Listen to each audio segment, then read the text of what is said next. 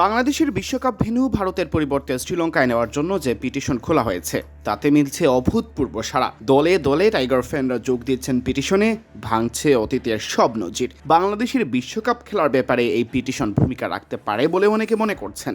ইতিপূর্বে কখনো ক্রিকেটারদের বিশ্বকাপ খেলার বিষয়ে এমন সাড়া দেখা মেলেনি বললেই চলে। বিশ্বকাপে বাংলাদেশের ম্যাচের ভেন্যু ভারত থেকে সরিয়ে নেওয়ার আবেদন করার পর বেশ জল খোলা হয়েছে। যদিও শেষ পর্যন্ত আইসিসির বোর্ড সভায় বাংলাদেশের বিপক্ষেই গেছে বেশিরভাগ ভোট। পাকিস্তান বাদে বাকি 14 দেশ বাংলাদেশের ভারতে গিয়ে খেলার পক্ষেই ভোট দিয়েছে, যে কারণে আইসিসিও প্রেস বিজ্ঞপ্তি দিয়ে জানিয়ে দিয়েছে বাংলাদেশকে খেলতে হবে ভারতেই। এরপর আইসিসির কাছ থেকে 24 ঘন্টা সময় চেয়ে নিয়েছিলেন বিসিবি সভাপতি আমিনুল ইসলাম বুলবুল। সেই সময়ে সরকারের যুব ও ক্রীড়া উপদেষ্টা আসিফ নজরুলের সাথে আলোচনায় বসেন ক্রিকেটাররা। সেখান থেকে বেরিয়ে ভারতে না খেলার সিদ্ধান্তই আবারও জানান আসিফ, এবং জানান ভারতে নিরাপত্তা পরিস্থিতির হয়নি কোনো উন্নতি।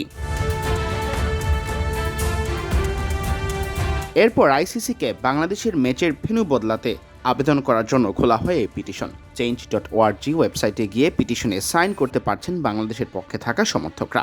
প্রতি মুহূর্তে হু হু করে বাড়ছে পিটিশনে সাইনকারীর সংখ্যা।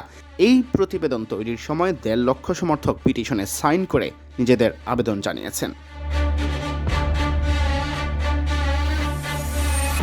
অনেকের মনেই প্রশ্ন, এই পিটিশনের উপকারিতা কোথায়? মূলত আইসিসি যেন বুঝতে পারে এই বিষয়টি আইসোলেটেড কমপ্লেইন নয়, মাস কনসার্ন। সে কারণেই পিটিশনে হাজার হাজার সাইন। সেক্ষেত্রে সিদ্ধান্ত পরিবর্তন না হলেও ব্যাখ্যা দিতে বাধ্য হওয়ার মতো নজির রয়েছে। এছাড়া ভবিষ্যতে আইসিসি যদি এমন দাবি করে যে তাদের সিদ্ধান্তের বিরুদ্ধে তো কেউ আপত্তি জানায়নি, তখন পিটিশনই হয়ে দাঁড়াবে বাংলাদেশের সবচেয়ে বড় হাতিয়ার।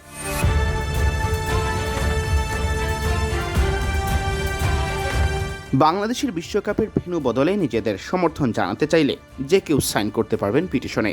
সেই পিটিশনের লিঙ্ক দেওয়া আছে কমেন্ট বক্সে। এছাড়া এই ছবিটি স্ক্যান করেও সাইন করা যাবে পিটিশনে। সিয়াম চৌধুরী, বিডি ক্রিক টাইম।